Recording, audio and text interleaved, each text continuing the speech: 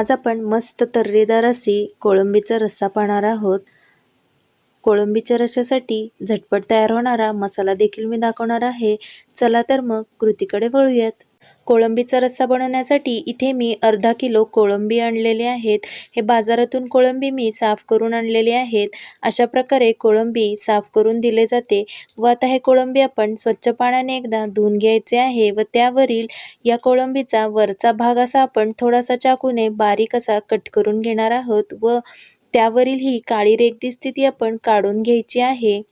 अशा प्रकारे सर्व कोळंब्या मी साफ करून घेतलेले आहेत। स्वच्छ केलेली कोळंबी 2 ते 3 वेळा स्वच्छ पाण्याने धुवून घ्यायची आहे। त्यामध्ये मी आता अर्धा चमचा मीठ, अर्धा चमचा हळद व 1 लिंबाचा रस घालून घेणार आहे व सर्व कोळंबीला लावून घेणार आहे। आता आपण ही कोळंबी मॅरिनेट करण्यासाठी बाजूला ठेवून देणार आहोत। कोळंबी आपली मॅरिनेट होतीये तोपर्यंत आपण मसाल्याची तयारी करून घेऊयात। गॅसवरती मी आता कढई ठेवून घेतलेली आहे। त्यामध्ये छोटा ओल्या खोबऱ्याचा तुकडा बारीक असा कट करून घेतलेला आहे। तो मी आता 1 चमचा तेलावरती छान असा भाजून घेणार आहे। अगदी थोडेसे आपण हे खोबरे तेलावरती भाजून घ्यायचे आहे। 1-2 ते 3 मिनिटांमध्येच खोबऱ्याचा छान असा रंग बदलला की त्यामध्ये आपण एक मीडियम साईजचा कांदा उभा चिरून घेतलेला आहे। तो देखील मी या तेलावरती परतून घेणार आहे। कांदाही छान असा 3 ते 4 मिनिटांसाठी गुलाबी रंगावरती भाजून घ्यायचा आहे। कांदाही छान असा गुलाबी रंगावरती भाजत आला की त्यामध्ये 1 मिरची, मध्यम आकाराचे 1 टोमॅटो हे देखील आपण या सर्व मसाल्यांमध्ये भाजून घेणार आहोत। 1-2 ते 3 मिनिटांसाठी टोमॅटो देखील या मसाल्यांमध्ये आपण भाजून घ्यायचे आहे। त्यामध्येच मी आता अर्धा चमचा आलं लसूणची पेस्ट देखील घालून घेणार आहे। तीही आपण या मसाल्यांसोबत भाजून घ्यायची आहे। 3 ते 4 मिनिटांसाठी पुन्हा एकदा सर्व मसाले छान असे भाजून घ्यायचे आहे आणि गॅस बंद करायचा आहे। मसाला गरम असतानाच त्यामध्ये मी थोडीशी कोथिंबीर घालून पुन्हा एकदा सर्व मसाल्यामध्ये मिक्स करून घेणार आहे व मसाला गार झाल्यानंतर मिक्सरला बारीक असा वाटून घेणार आहे। गॅसवरती मी आता कढई ठेवून घेतलेली आहे। ज्या कढईमध्ये आपण मसाला भाजून घेतला होता त्याच कढईमध्ये मी आता थोडेसे तेल घालून घेतलेले आहे। त्यामध्ये मी आता मध्यम आकाराचा कच्चा बटाटा त्याची साल काढून त्याचे असे मोठे काप करून घेतलेले आहेत। ते देखील मी या तेलामध्ये तळून घेणार आहे। 3 ते 4 मिनिटांमध्येच बटाटा छान असा आपला गुलाबी रंगावरती भाजत आला की तो आपण एका डिशमध्ये काढून घ्यायचा आहे। त्याच तेलामध्ये मी आता हे मॅरिनेट केलेले कोळंबी देखील तेलावरती अगदी थोडेसे शॅलो फ्राय करून घेणार आहे। अगदी 2 ते 3 मिनिटांसाठी कोळंबी आपण तेलामध्ये तळून घेणार आहोत। असे तळून घेतल्याने कोळंबीच्या रस्स्यामध्ये त्याची चव फार छान लागते।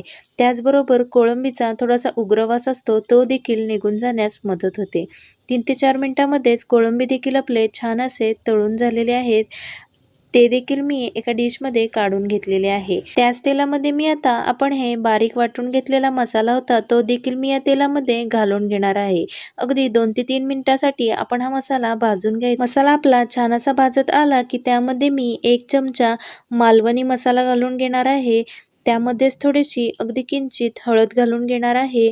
चवीपुरते मीठ, बारीक चिरलेली कोथिंबीर आणि अर्धा चमचा धना पावडर घालून पुन्हा एकदा हा मसाला छान असा मिक्स करून घेणार आहे। त्यामध्येच मी आता हे तळलेला बटाटा आणि कोळंबी देखील घालून घेणार आहे। मसाल्यांमध्ये कोळंबी आणि बटाटा छान असा 1-2 ते 3 मिनिटांसाठी परतून घ्यायचा आहे।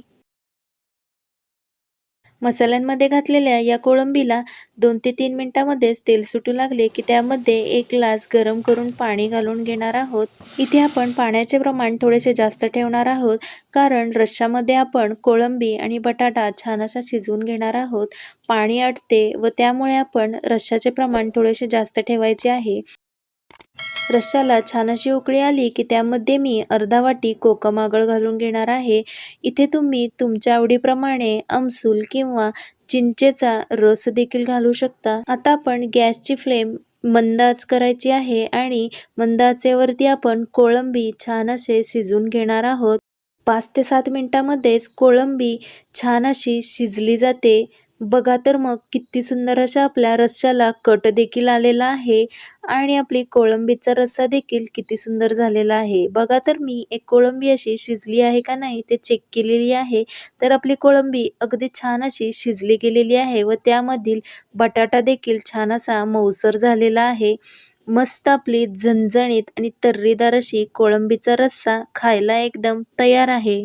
चला तर मग तयार आहे कोळंबीचा रस्सा. कोळंबीचा रस्सा तुम्ही भाकरी, भात, तांदळाच्या भाकरी यासोबत खायला एकदम मस्त लागते.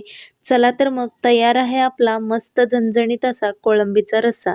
कशी वाटली आजची रेसिपी? रेसिपी आवडली असल्यास नक्की लाईक करा आणि शेअर करा. चला तर मग उद्या भेटूयात एका नवीन रेसिपी सहित. तोपर्यंत बाय बाय.